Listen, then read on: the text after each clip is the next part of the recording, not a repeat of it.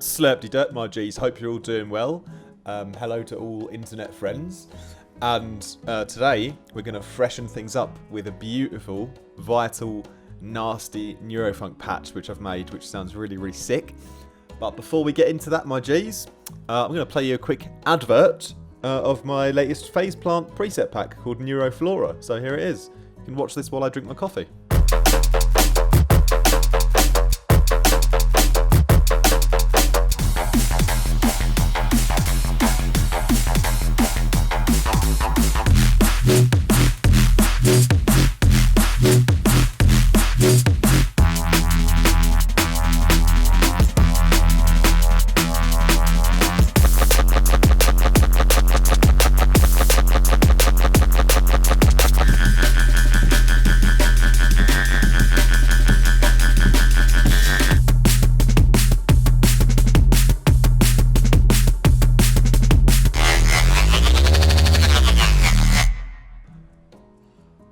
I hope you enjoyed that. So let's jump straight into this vital video because it was really refreshing to switch up synths after I was tweaking presets for days on end. So it's nice to, you would think, you know, maybe go out to the park or something instead, but I was like, nah, just change to a different synth and I'll be ready to go. So I've labelled this video Vader's Nan Neurofunk Heavy Bass or something like that. But the reason why I was actually a bit unsure about making this video because I thought it sounded really sick and I might just use it for a new banger. But then I was like, nah, I got to do something for the guys. You know, I love the guys.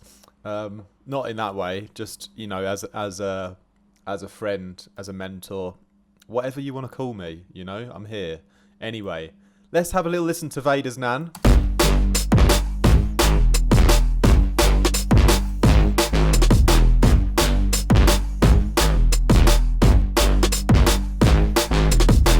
And this is a sick bass in my opinion. And that's what happens when you spend about 2 weeks editing phase plant presets and then you switch back to Vital. You get a fresh outlook on life because Vital is life. All right. Okay, so let's jump into the video then. Oh, we're already in the video, aren't we? Shit.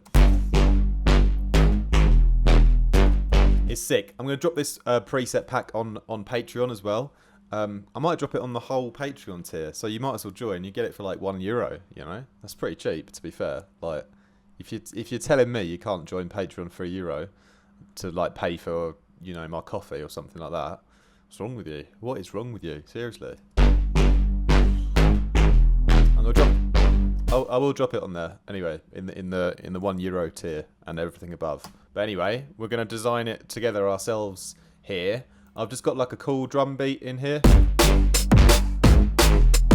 Sometimes what I'll do is I've got loads of breaks, various things people have sent to me over the years or things I've downloaded, and yeah, I'll just like find a break that kind of suits the bass.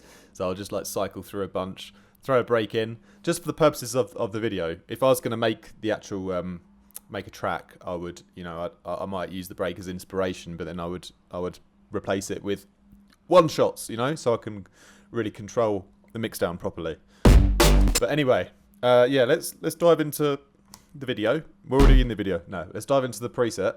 So I'm gonna take off all the effects.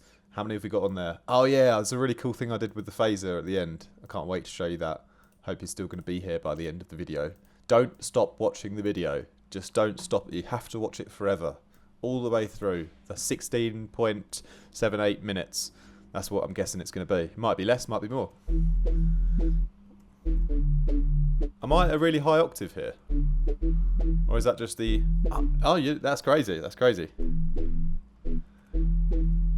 I'm sorry, I need to turn on the effects again.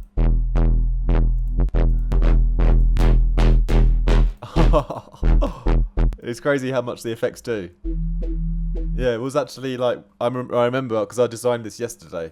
And I remember designing it and thinking this is going nowhere. And then I threw on a load of effects and then it just completely changed. So anyway, let's do the boring part first and talk about the voicing. So just quickly then, we've got a sine wave, -24, providing the bass. Then we've got two saw waves, one at -12 and one at 0. So covering a bit more of the whole spectrum here. We've got a little bit of unison on both the saw waves. So you've got a little spread on both of these guys. And then we've got a little bit of an FM from sample on this middle saw wave here, okay? And the sample is white noise, yeah? You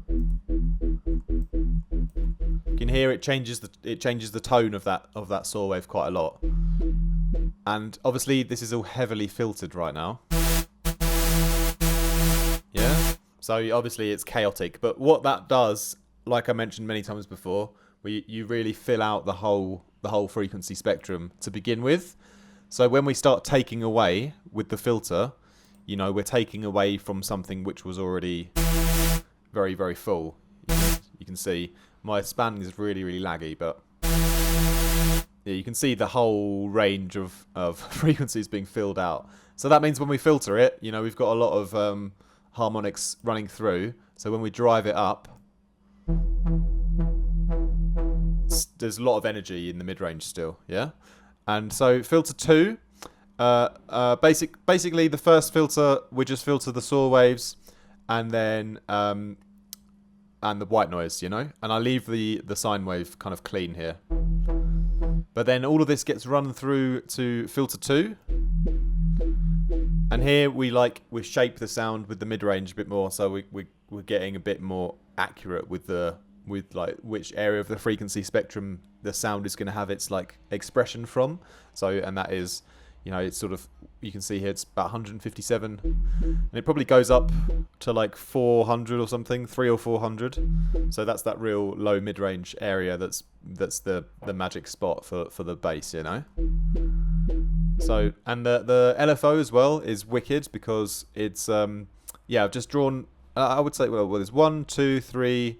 So there's four kind of points, or do we include this one? 1, 2, 3, 4. So there's 5 points, 5 dots across the map, and each one is important, you know, where you place it, because that, you know, although it's just a 1-1, like it's quite a simple movement, the detail on the movement, like the dynamic shaping and the power that you can put into it by tweaking the space between those individual 5 dots, super key.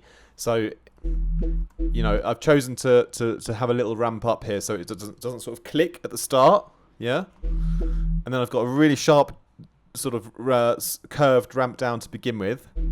Then it kind of slows down a bit, we don't go down as steep. And then it starts to go down like evens, kind of smoother. So it's basically like the stock market in the last year and a half. Okay. So, yeah. If you want investing advice, then don't watch me, watch someone else. Yeah, and then, this is quite important though, I changed the phase position, so it actually starts up here, so when it repeats, it'll like kind of smoothly go back up, but it doesn't start at the beginning, because it actually starts pretty on point, so it's going down straight from the you know, the initial bad news. I'm trying to make stock market jokes, but it's not working. It starts right from the peak, you know. So, but then one more thing to confuse you even more: the LFO2 is doing some LFO sandwiching. So basically, I tracked the LFO2 to the phase of LFO1. So this is actually going to phase position is actually going to move around a little bit randomly too. And yeah, just a slow kind of sine wave thing, and I've only gone halfway, so I've only modulated this amount halfway. So you can't really, it's hard to imagine what it's doing, but basically the movement that I've drawn in the LFO1 that I was so precise about, I'm now sort of fucking with it. I'm randomizing it a little bit here and there, just a small amount, because basically, yeah, that's gonna give it extra like detail, and the amount that I mess with it is controllable by the shift mode here, because I turn up the smooth on this LFO2. Sorry if this is getting a bit confusing, but I turn the smooth up here, which makes turns that effect off basically, because it's so smooth that nothing happens, and then I put a macro to bring the smooth over to the left. And that's controllable here. So if I turn it all the way up, okay, now you hear the movement is getting a lot more random from the phase on the LFO1, you know? So here you can like basically change the sort of groove. That's essentially what we're doing. So I'll just bring it back to how I sort of liked it around here. So it's just like a really subtle like timing adjustment. It's still kind of following LFO1's shape pretty accurately. Okay, so that's cool though, because it gives you the option to like switch up the little groove like a very small amount, you know, while you're composing, so you can get like that, you know, that real energy that you need in the, you know, between your drums and things like that. So that's like the that's basically the voicing section. Obviously glide and legato is on one voice, and that's pretty much all you can do with Shrimp. So let's move over next to the effects, but let's read out a couple of subscriber shoutouts first. All right then, my G, so we'll just do a couple of quick shoutouts. A shout out to Kim, Yasha, Patty, Abby. Oh wait, no, that's Tinder. Sorry. Let's go back to YouTube. Yeah, so shout out to Wall Rider, Manuel, as always. Shout out to Live Lab. Big ups. I really appreciate your comments as well, bro. Shout out to Krista Kiss from Thedaloo from Greece. Rob Seisling as well. You guys liked the track breakdown I did for Shipwreck. Digipax as well. He's been absolutely smashing the tunes in my Discord. Shout out to Leosh. Xenopath as well, of course. My student Paul. He was waiting for the Shipwreck tutorial and it came just in time. Derry says bit nippy in Colombia. I think I was because wearing a tight shirt where you could see my nipples. I'm actually not in Colombia. I'm in a different city called Nippolopolis. But either way, I'm glad that my nipples have got your attention. UH Let's Go says Silo Catalaves, so that's good. Chris Him as well. Big ups to you, G. Laferia Chan, also from the UH crew. Welcome aboard. New Type as well. Big ups to my bro. Says I hope you're enjoying South America. Absolutely loving it, bro. Ian as well. He likes the last jungle track. Said getting some Chase and Status Take Me Away vibes. I could make a sound like that. That's super easy, that one. Well, I try not to make sounds like specifically other producers have made. I get some emails sometimes saying, oh, can you make a sound like this? That's not part of my channel. I try to give you the tools so you can go ahead and create your own sounds and appreciate sound design as a whole, you know, not having to copy someone else. So, oh my G, might have to come down and check out your set, says Live Lab. Yes, I'll be playing down in Brighton the 6th of May in the UK, so if you guys are around, come down. And Three Thieves says, those Zero Heinekens my go-to for refreshment. Yeah, they're pretty good, man, they're pretty good. Especially, they need to be very cold though. And John Velis says, awesome, love from Greece. Big ups to you, bro. Let's get back into the video. Alrighty then, so moving back on with our vital bases here. Yeah, as we got the voicing sort of set up, we're going to really change the sound a lot now with the effects. So first up, I'm going to add in a filter again. There's something I sort of added in later on, so I'll switch that off for now and we'll bring it back in later, because the first thing I always do is add in a ton of distortion. So I've actually put the distortion on the LFO, on the drive. Okay.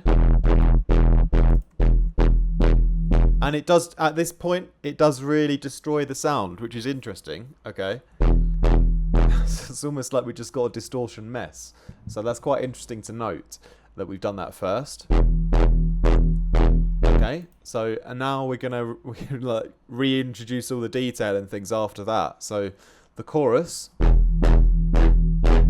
helps to do that. You know, it's starting to bring out some high-end details and make it a bit more of a less muddy sound in a way, which is quite weird how that works, but that's just how things happened over here. So it was very randomly designed. The compressor, here I'm mixing in the amount as well. So I'm turning up the attack and the release down so it gets super, super loud and aggressive. And then we mix in that effect. Yeah, so now we're starting to get that form back that we were sort of after. And I'll bring in the filter here again. So yeah, it changes the tone of it and the shaping a little bit more. So it's the phaser negative, and I've tweaked the settings as you can see here, giving it a little bit of movement on the cutoff. And yeah, really, really like that sort of happening before the distortion, you know. It just kind of shapes the way it's being distorted a little bit better. Okay, so next up we got some delay. It's kind of adding in a little tail here. Yeah, so it gives it a little bit of a natural tail, which is quite nice. And that's what I've done there is I've done the stereo mode, and I've done the two left and right stereos slightly different speeds. So we got 1/8 on the right, and we got 1/8 triplets on the left. So you get a little bit of a separation in the left and right on the delay. Then there's a little bit of reverb. Just a few percentiles to place it in a room a little bit. And then we got basically the most of the sound is already done. I just sort of boost the high end here. Yeah, so that's the main part of the sound done. You can see I'm naturally always playing at E, but I actually shifted up the MIDI on this patch to match the drums a bit. So I played it a bit higher up. So it's sort of a G.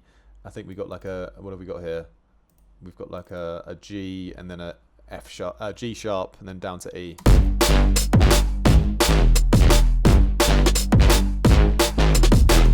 Playing with the length of the notes as well. So, you know, here it sort of re-triggers, and here it re-triggers as well, but it doesn't here. So, you know, by having the lengths sometimes overlapping, sometimes not, it will like either restart the LFO or it won't. So you can get little different grooves while you're writing your bass line. So that's another little compositional tip, I suppose.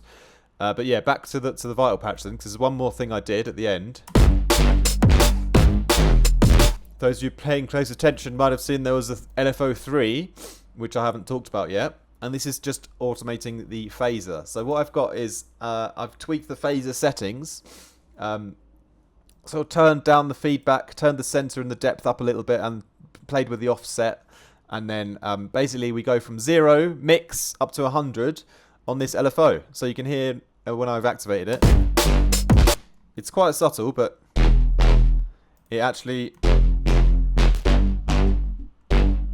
if I make it longer, so you hear that like that little phaser effect. And when I just have that a little bit on my sort of snare every now and again, you know, that really gives a nice little bit of flavour to the whole bass line.